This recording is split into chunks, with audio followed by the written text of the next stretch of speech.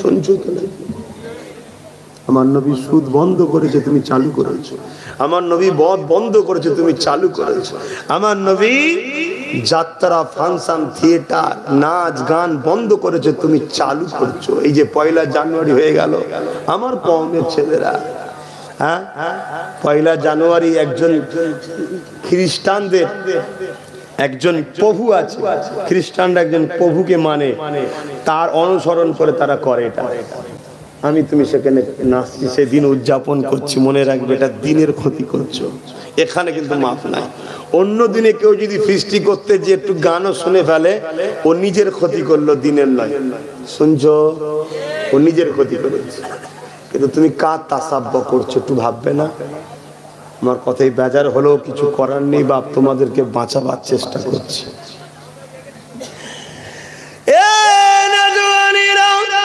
আল্লাহ নবী দিনকে প্রতিষ্ঠিত করতে গিয়ে আল্লাহ নবীর জীবনের ইতিহাস তো তোমরা সবই জানো, এত কষ্ট করেছে আল্লাহ নবী। মক্কার জমিনে যখন বার মানুষকে দাওয়াত দেয়, না এদিকে সত্য দিন সাফের দিকে মানবতার দিকে ডাকতে লাগে, মদ ছাড়ো, জেনা ছাড়ো, জুয়া ছাড়ো, সুদ ছাড়ো, গেজা ছাড়ো, বিশ্বরিয়াতি কাজ ছাড়ো, জুলুম ছাড়ো, অত্যাচার ছেড়ে দাও। নবী পাক যখন বলতে লাগে, কেউ মানতে চায় না। নবী আমার পাশে একটা জায়গা আছে, তায়েব বলে একটা জায়গা রয়েছে, ওই তায়েবের জমিনে গেলে, কেননা আল্লাহ নবী ভাবলেন তায়েবের জমিনে যায়, যদি তায়েবের মানুষরা আমাকে মেনে নেয়। এ যুবকেরা, তরুণেরা, মক্কা তৎকালীন যারা লিডার ছিল, মক্কায় তৎকালীন যারা সন্ত্রাস ছিল, মক্কায় তৎকালীন যারা আবু জিল উতবা সাইবা ছিল, এরা তায়েবের গুন্ডাদের ঘরে, সন্ত্রাসের ঘরে, জালিমদের ঘরে, তায়েবের লিডারদের ঘরে আগে মেসেজটা পাঠিয়ে দিল, মুহাম্মদ তোমাদের এলাকায় যাচ্ছে। ওই মুহাম্মদ যা বলে সত্য বলে, ঠিকই বলে, কিন্তু মুহাম্মাদের নেতৃত্ব মেনে নেওয়া মানে এই যে মানুষকে গোলাম বানিয়েছে, গোলাম বানাতে পারবো না। এই যে মানুষকে লুটতে পারবো না। এই যে মানুষের উপরে আমরা আতঙ্ক রেখেছি, আতঙ্ক করতে পারবো না। এই যে নারীগুলোকে ভোগের জিনিস বানিয়েছে, এগুলো করতে পারবো না। এই যে মানুষকে মদ দিয়া নিজেদের পক্ষে রেখেছে, এগুলো করতে পারবো না। এ যুবক, গল্প বলছি না, মনে রাখবেন, অনেকে মনে করে কারবালা হয়তো ইমাম হোসেনের সময় হয়েছিল।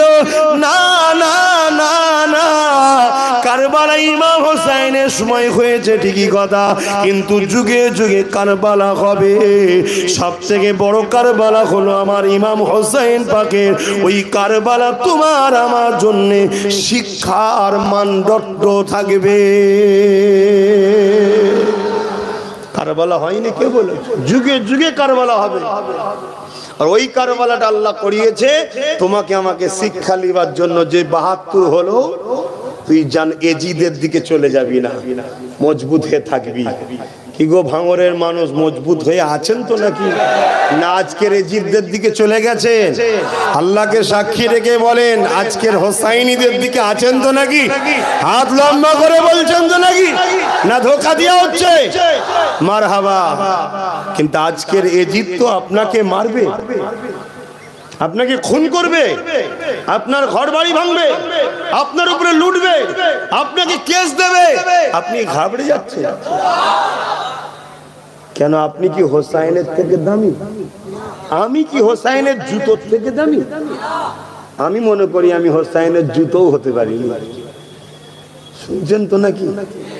তাহলে আল্লাহর দ্বীনের জন্য, হকের জন্য, মানবতার জন্য, ইনসাফের জন্য, ইনসানিয়তের জন্য ইমাম হোসাইন পাকের সাথে কারবালা হয়েছিল। সেদিনের জালিম রাজা, জালিম নেতা, জালিম শাসক এজিদের সাথে লড়াই হয়েছিল না হয়নি?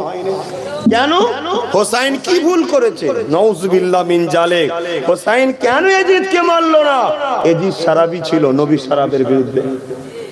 আজকে যদি কোন নেতা, লিডার, এমএলএ, এমপি, মন্ত্রী, পীর সাহেব হোক, পীরজাদা হোক, দাবিদার হোক, যেই হোক, যারা সমাজকে মাতালের পক্ষে নিয়ে যায়, তাদের পক্ষে হোসাইনিরা কখনো যেতে পারে?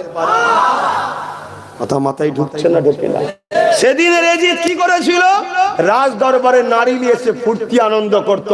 আজকের এজিদ গুলো কি করছে? খেলার নামে ডেকে নিয়ে যে অর্ধেক উলঙ্গ নারীর নাচ দেখাচ্ছে। তাহলে হোসাইনি কখনো যেতে পারে? তো যদি খেলার এতই শখ হয় নিজে খেলকে জানা, তবে মনে রাখবেন হাঁটুর উপরে কাপড় তুলে নয়। কেন হাঁটের উপরে কাপড় তোলা ফরজ, তরক করাটা হারাম ইসলামে। হাঁটুর নিচেই যেন কাপড়টা থাকে, কত মাথায় ঢুকছে। আর গাঁটের নিচেই যেন নয়, গাঁটের ওপরে, হাঁটুর নিচেই গাঁটের ওপরে, কথা বুঝে আসছে? খেলো না, কে মানা করেছে? ইসলামের শরীর চর্চার জন্য খেলাধুলার কথা তো আছে, কিন্তু তুমি যেচ্ছো যেখানে সেখানে শরিয়ত বিরোধী কাজ হচ্ছে নাকি দেখতে হবে না? আমার কথাই ব্যাপার হচ্ছে, সতর্ক করছি। এটা তো ওষুধ নয় যে কাউকে গাল টিপে জোরে খাইয়ে দেবো। আর আপনারা বাচ্চাও না, ভাই বলে ভালোবাসেন, আমিও ভাই বলে বুঝাচ্ছি। যুবকরা, এই রং এনে চুনি, এ রং এনে চুনি। কিছুদিন আগে জাপানে কি ভূমিকম্প আর কি সুনামি হচ্ছে জানো? খবর রেখেছো? নাজে হাল হয়ে যাচ্ছে। কত উন্নত দেশ হওয়ার পরও নাম নিশানা মিটিয়ে দিচ্ছে। আল্লাহ ভাঙরকে হিফাজত করে, বলুন আমিন। খাস করে দোয়া করি তোমাদের জন্য, অন্য অন্য জায়গায় গিয়েও দোয়া করি, তাদের জন্য দোয়া করি। সব জায়গায় আমার নবীর প্রেমিকদের আল্লাহ হিফাজত করে, বলুন আমিন। কিন্তু কিছুটা খাস হয়, কিছুটা খাস হয়। আহা, আল্লাহ আমাদেরকে বোঝার তৌফিক দেন। এজিদ কি করেছিল? এজিদ প্রজাদেরকে লুটতো, এজিদ প্রজাদেরকে লুটতো। আমার নবী বলেছিল না, আল্লাহ সৃষ্টিকে লুটা যাবে না। জোরে বলুন সুবহানাল্লাহ। তাই তো হোসাইন এজিদকে সাপোর্ট করেনি। আমি হোসাইনি দাবি করে বড় গোল জামা পরে বাবারা করবো, আমি যদি হোসাইনের বিরুদ্ধে হয়ে এজিদকে সাপোর্ট করি, আজকের এজিদকে, তাহলে কিয়ামত দিন আমি হোসাইনের সঙ্গে থাকবো কি করে?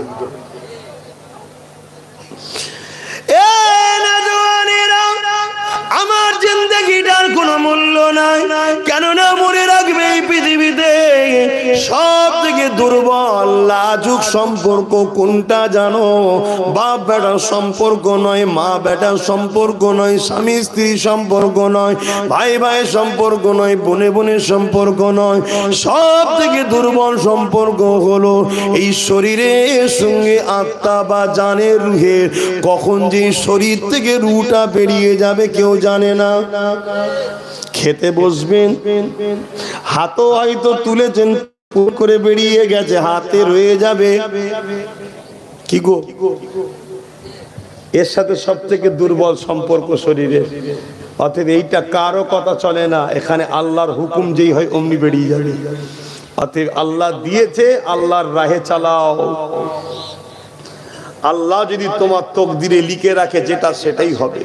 তুমি খুশি মনে মেনে নাও। শুধু একটা জায়গায় তুমি মাথায় রেখো, তুমি জালিমের সাথে থেকো না, অন্যায়ের সাথে থেকো না, জুলুমের সঙ্গে থেকো না।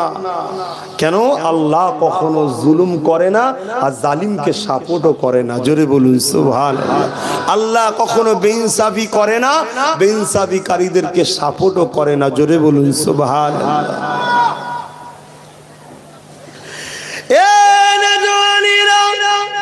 আজ ভাঙড়ের জমিনে হাজারো মসজিদ আছে, হাজারো ইমাম আছে, হাজারো আলেম আছে, হাজারো মসজিদ রয়েছে, হাজারো উস্তাদ রয়েছে, হাজারো আলেম হাফেজ ইমাম রয়েছে। কিন্তু আমার রাসূলুল্লাহ যখন জমিনে এসেছিলেন, এই জমিনে মানুষ ইনসাফ কি জিনিস ভুলে গেছিল, এক আল্লাহকে ভুলে গিয়েছিল, মা বাপের মর্যাদা ভুলে গিয়েছিল। এটা এত সহজে ভাঙরে আসে রে। আল্লাহ নবী যখন তায়েফের জমিনে যাচ্ছিল, এদিকে জালিম গুলো আগে থেকে শিখিয়ে দিয়েছে, মুহাম্মদ যাচ্ছে তোমাদের তায়েফে, ওই মুহাম্মদকে রুকে দেবে, মুহাম্মদকে যেতে দিও না। এ যুবকেরা, তরুণেরা, আজ আপনার সিদ্দিকী বিভিন্ন জায়গায় গেলে রুকা হয়, এটা আজকে নতুন নয়, নতুন নয়। তারা আমার নবীকে রুকেছে, নবীর গোলামকে রুকবে না আজকে তাদের চালারা। এটা কখনো হতে পারে না, পারে না। সেদিন আবু জেহেল রুকেছে, আজকে তাদের উত্তরসূরিরা রুকছে।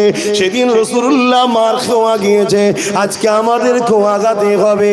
এ যুবকেরা, তরুণেরা, বাপেরা, আল্লাহ নবী, নূর নবী, দয়ার নবী তায়েফের জমিনে গেলে এদিকে চতুর্দিকে মানুষেরা আল্লাহ নবীকে ঘিরে ফেললেন, পাথর ছুঁড়ে ছুঁড়ে মারতে লাগলে। যুবক একটা বার ভেবে দেখো গো, তোমার জিন্দেগির কি দাম, আমার জিন্দেগির কি দাম?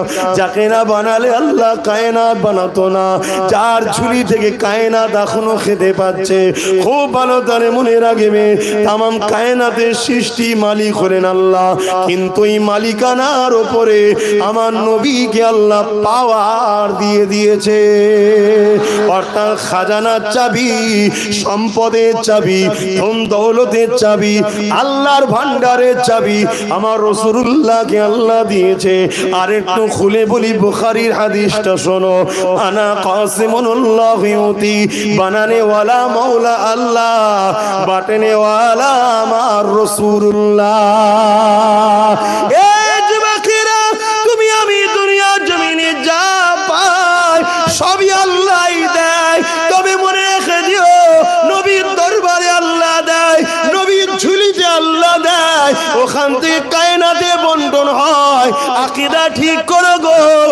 আজকে নামাজের বাহার রয়ে গেল, মসজিদের বাহার রয়ে গেল, সব রয়ে গেল। দাড়ি টুপি, পীর সাহেবের অভাব নেই, পীরজাদার অভাব নেই, আলেম উলামা মুফতির অভাব নেই, মুসলমানেরও অভাব নেই।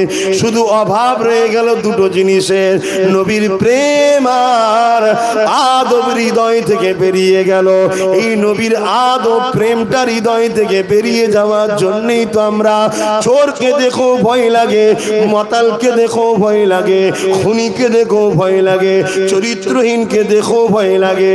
কিন্তু যাদের হৃদয়ে ঈমান ছিল, তারা বদরের জমিনে যখন দাঁড়িয়ে গিয়েছিল, 1000 আবু জেহেলের লোক ছিল, তাদের হাতে তরোয়াল ছিল, আর তারা যারা নবীর পক্ষের অধিক ছিল, তাদের আগে ঢাল ছিল, তীর বল্লম ছিল, ঘোড়া চিরে উঠছিল। আর যাদের ঈমান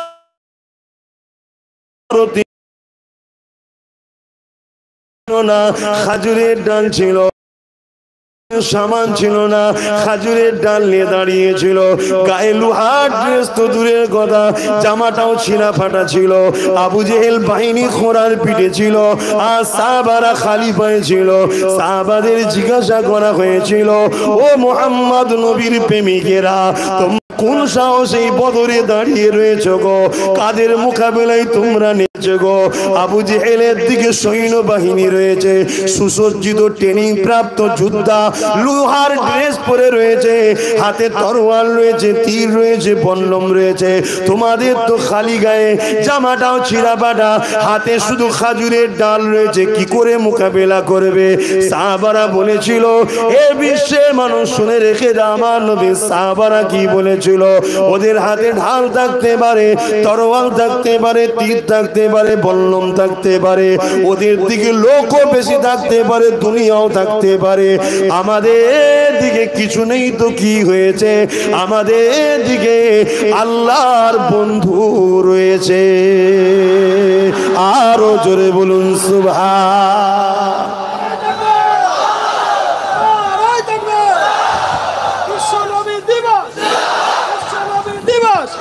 বড় ভাইজান হুজুর পীর কেবলা, আমার স্লোগান দিতে হবে না ভাই, আমার নবীকে দিলে আল্লাহকে দিলেই হবে।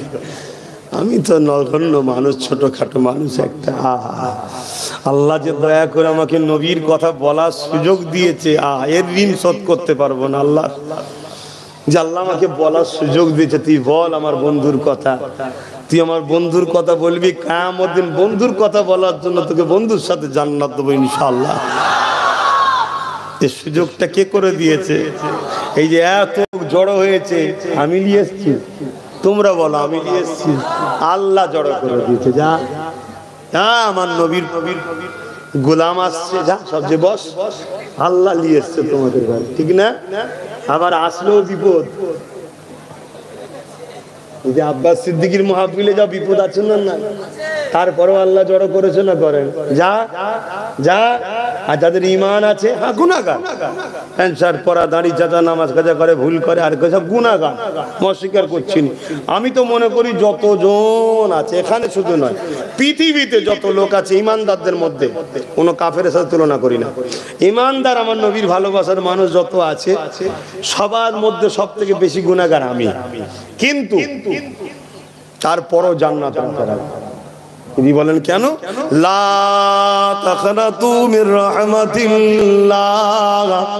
আল্লাহ বলেছে ওরে আমার দাস, ওরে আমার আব্বাস, তুই আমার রহমত থেকে নিরাশ হোস না। এই আয়াত সবার জন্য, আমি আমার ক্ষেত্রে লাগাচ্ছি, তুমি তোমার ক্ষেত্রে লাগাও। আল্লাহ তোমাকেও বলেছে ওরে আমার দাস রে অমুক, তুই আমার রহমত থেকে নিরাশ হয়ে যাস না, তুই তওবা কর, আমি আল্লাহ বড় গফুর। 200 বছরের মনে আছে তো, শুরু তো বলেছিলাম, তাহলে আল্লাহ মাফ করবে ইনশাআল্লাহ, ঠিক না বেঠিক? কিন্তু তাদের মাফ নেই যারা বেঈমানের সঙ্গে মিশে আমার নবীর উম্মতদের মারে, যারা বেঈমানের সঙ্গে মিশে আমার নবীর মাদ্রাসাকে যারা ক্ষতি করে, তাদের সাথে শক্তিশালী করে। আজকে একদল লোক বোলডুজার দিয়ে মাদ্রাসা ভাঙছে না ভাঙে নেই?